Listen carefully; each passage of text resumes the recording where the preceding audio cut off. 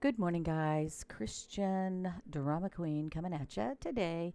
I wanted to just make a short video that kind of explained what the purpose is of the lap booking. Okay, so I realize that I've already done a couple of how-to videos, but I wanted to show you why this is such a fun way for you to help your children retain what they're learning, own what they're learning, and share what they're learning. Okay, so here's kind of an example. Let's do a simple example. So when the kids were really small and they were learning math skills, this was a way for us to create their own little testing sheet, right? So they could create these little matchbooks. This is called a matchbook mini book, and the problems on the outside and the answers on the inside. Okay, so this was a way for them to create their own review of math skills, but you could do this with spelling skills. You could do this with just about anything. Okay, so normally this is just a sample because I created this for another workshop.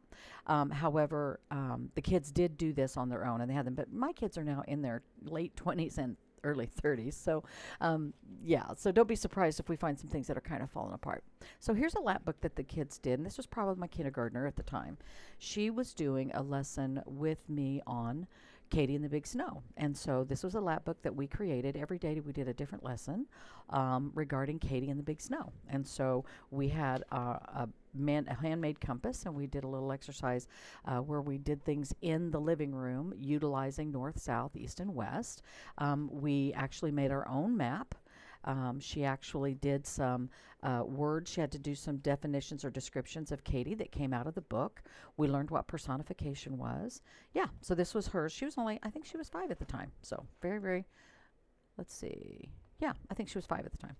If it wasn't her, then it was Chris, and he would have probably been 6 or 7 when we did this one. All right, so this is a lap book for Katie and the Big Snow. And as you can see, you know, you can decorate the outside pretty much any way you want to. All right, so there was that. Here's a lighthouse. Here's the Little Red Lighthouse and the Great Gray Bridge. We also did from 5 in a row lessons. I am not sure, but this might be Caleb's. But anyway, so here are they probably kindergarten, but these were some lap booking skills. When they're very, very young, you do some of this for them. But for example, back then we were making color and pictures, and that was our spelling list, okay, and handwriting practice. Oh, you can tell the glue's gotten old there. That was probably just glue stick. And so this is a vocabulary book. I'll teach you how to make one of these. Okay, so there's a map. Golly. Look, that says 1992 on it, so that tells you how old the folder is. So, all right, so there's that. And then sometimes we did things as a family.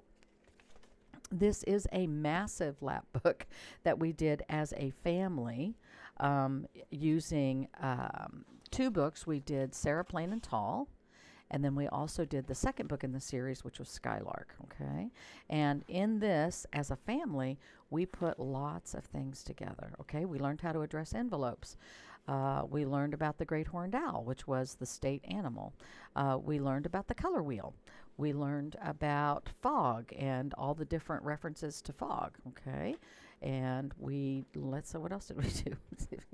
It looks to me like we did a map of the colonies.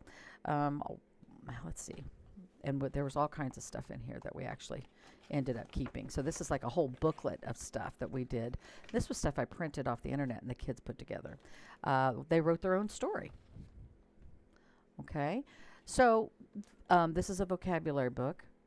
Okay. So this is just one of the things. This is just kind of this was a group effort. This is a family lab pack, and we all put stuff in it. Okay.